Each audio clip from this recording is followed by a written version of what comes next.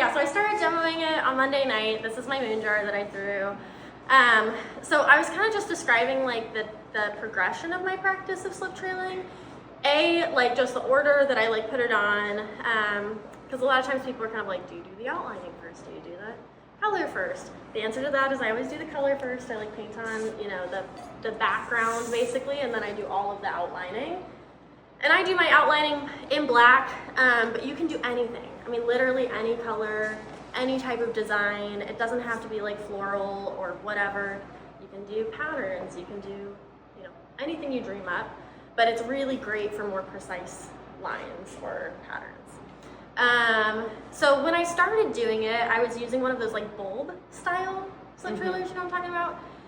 And I just did not feel like I had like any control, because I'm like trying to wield this thing in my hand and also like, you know, draw with it. Wasn't great. So then I ended up transitioning to these, which I saw online, which is what we ended up buying for the studio too.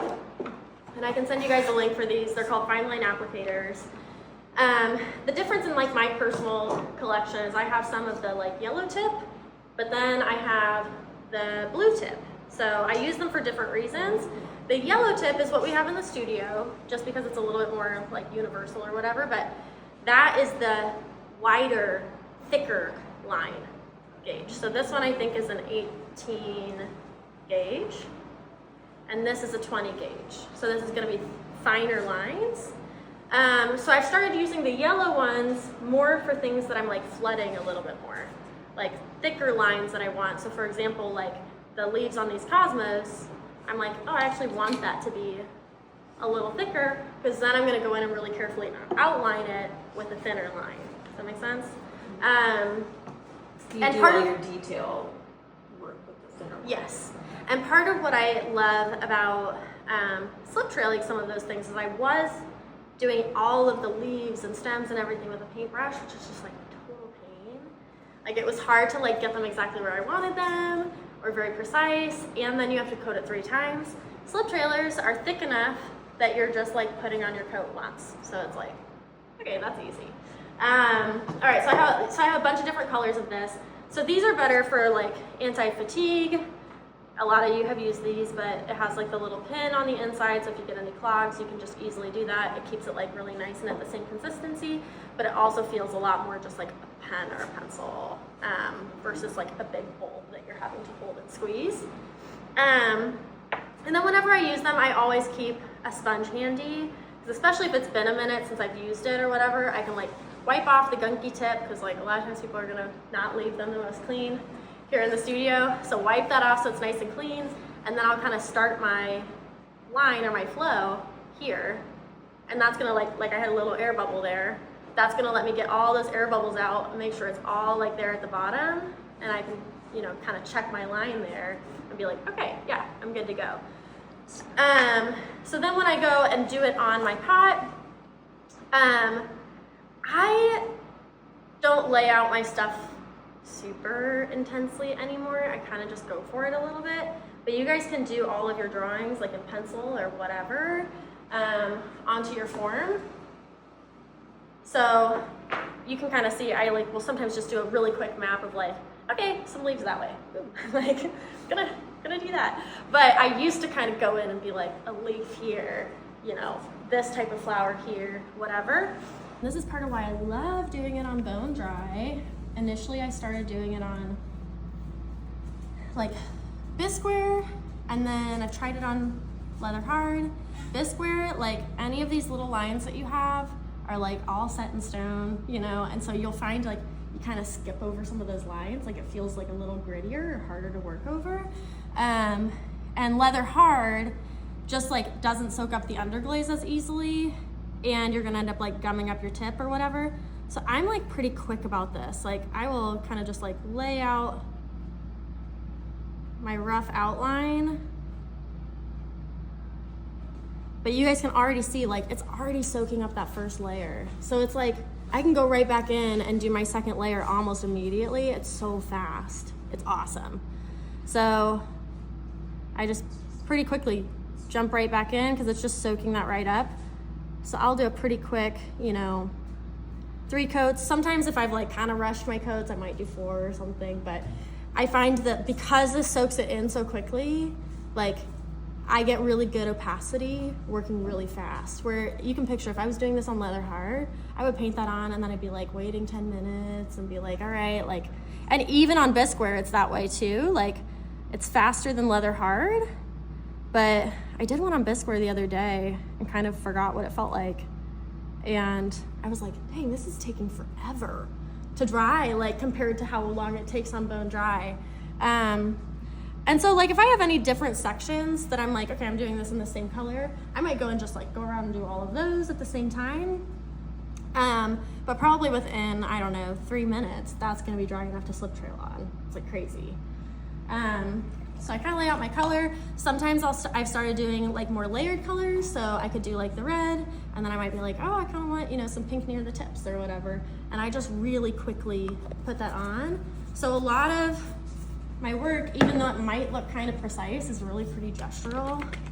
And it's just the repetition that makes it look more like finished or precise. So like the repetition of you doing it so often? No, the repetition of the lines. Like, so once I go in and do like the slip trailed lines, some of that kind of just like integrates in a way that I don't know. It gives the precision. Yeah, it gives that sense of like continuity and precision. Cause like when I do the light spots, I'm not like, oh, this is exactly where the highlight is, which you could, that'd be really cool. But I will just kind of be like, whoop, okay, like I'm gonna kind of like, I think towards the top is like sort of where I want it. And I'm just really quick about it. Like, okay, like maybe extend it down a little bit there, whatever. And it's just very quick and gestural. And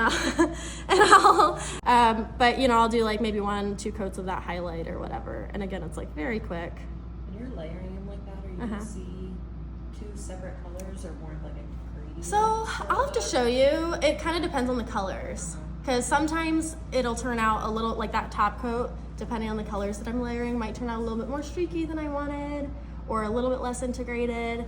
I could even do like a third color in between to kind of blend them together or whatever, but I'll show you on a pot that I have over there. And sometimes, depending on the colors, like you'll want to kind of test out your underglaze, because sometimes I'll be like, ooh, this is gonna look so cool, and then I get it out and I'm like, that did nothing. It's like, looks like the same color almost. Just with the way it turned out, it's like not distinct enough. So always test. On all of my underglazes, I made like these little, Amanda kind of showed me to start doing these. I just do like little tiny disc test tiles that I will do the whole top in my underglaze color, and then I just dip half of it in clear.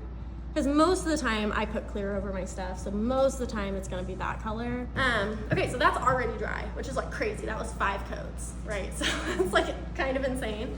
So if you want to after that, again, I don't always do this, but you can kind of go in and be like, I think I want this flower, like these petals here on top of that, because obviously I kind of got rid of my mapping. So with the outlining, you know, I do the thinner tip. Pencil burns off. Yeah, the pencil all burns off, so you don't have to worry about any of that. So I kind of start it down here, make sure all my spurts are out, whatever. Kind of clean off the tip. So the key on this, and really with any stage that you're doing it on, is you're never drawing towards the tip. Because I'm sure if you guys have used these, you found like, man, it clogs all the time. Like I'm like, whatever. That's usually when you're like working and you're pushing away and you're just building up underglaze or clay into your tip. Does that make sense? Mm-hmm. So I'm always being really careful to draw away from the tip as much as I can. So there will be times where it kind of is like in between, and this is gonna be annoying because I'm gonna kind of keep rotating the pot so that I can do that more easily, but I'm gonna kind of try to follow like the gesture of my wrist. So I'm gonna start going. And you know, because it's an organic form, I just kind of like let my lines kind of, you know, move a little bit with what I think the pattern of the petal would be. Follow your pencil lines exactly. It's yep. And I roughly try to like kind of follow the outline of the color, but even if it's not perfect, you know, even if I have some color that's underneath it, again, I don't care too much. I kind of just embrace that.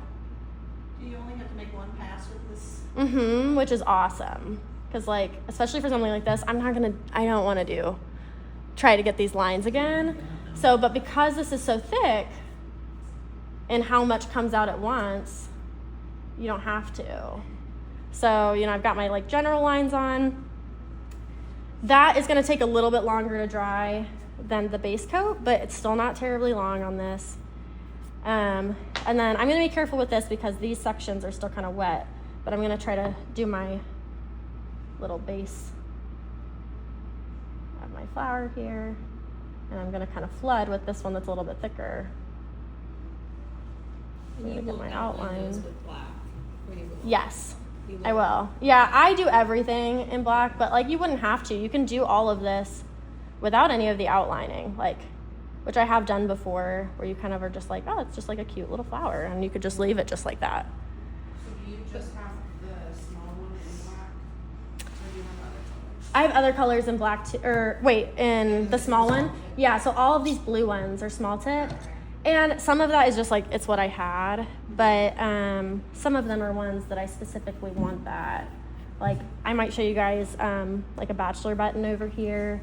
And a lot of times for that one, I'll do like little pinpricks of light blue on like a darker blue or whatever.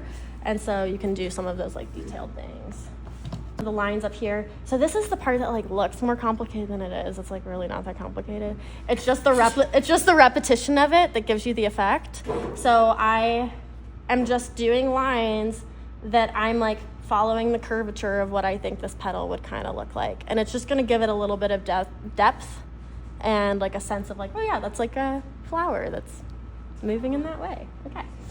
So when I do this, the thing to be mindful of is I kind of work with like, if you've ever done slip trailing, you know, like the part that you start with is going to be a little thicker. Then like you can kind of like flick your slip trailer or whatever to thin it as you go. So I always try to start that line down at the base because that's where the shading would be darker, right? So I'm gonna like start that there, kind of flick up. And I've kind of learned to just kind of embrace, like, even if it's not exactly what I pictured, I'm just going to try to integrate it. Because, like, it's way easier to just kind of roll with whatever you got on there than to try and, like, whatever, wipe it off, but try to get that integrate. And then sometimes I'll just do a little flick downwards. Kind of make that connection with the line. Is this trying to be very quick? Yeah, honestly, just try a mixture of, yeah, it'll be like a speckled, like, peachy brown, kind of. So, at first we started doing okay, so I have my little tips here. So I ended up getting these because I was having a lot of hand fatigue, even with the like more ergonomic guys, just because I was doing it a lot. Yeah. So that's when I invested in this. Like I said, it's probably more expensive than most of you will need to do, but I think it was like $180, something like that, which is more than paid for for me. For you, yeah. So this has these little like insertable cartridges. It's really cool. It's like there's air that goes through this little compressor. Oh my god. So cute. And that pushes up through here and then up through here. Then this guy you load with whatever and you put this little like follower like cap in there. So then when this goes in here, yeah, and you turn it on, the air is pushing through here. So then when you put your fingertip over this, it pushes that air back through and pushes it out the top. Wow. So it's literally just like way more like a pencil or a pen. I know, it's like a tattoo or like filling or whatever, something. So it's just like the pressure that you put over this and how much you're covering and how hard you push. Like if I'm doing like a finer line, I'm like just doing very light pressure over that. But I can do like a lot, right? And that's even with a small gauge. So you can picture like if I did a thicker gauge, it's gonna like really come out quickly. So yeah. So this took a little. I know, right? Here we go. Angel and I are already saying this. So with this, like, again, it's just kind of practice getting used to how this feels and how it works. So you guys can use it today if you want to. Yeah. But again, I'm always just trying to kind of work like with the tip, not towards the tip. So you can kind of see how I kind of work with the fact that it's thicker where I start because since I've outlined all of this, I can start a little bit into the black, and it's Where like, it's thick already. yeah, and it's not like these like big globs or whatever, because that'll just kind of disappear. But I very much have like adopted the perspective of just kind of like working with the tool. So like if you, I don't know, when you first start out, it's probably not going to look as crisp.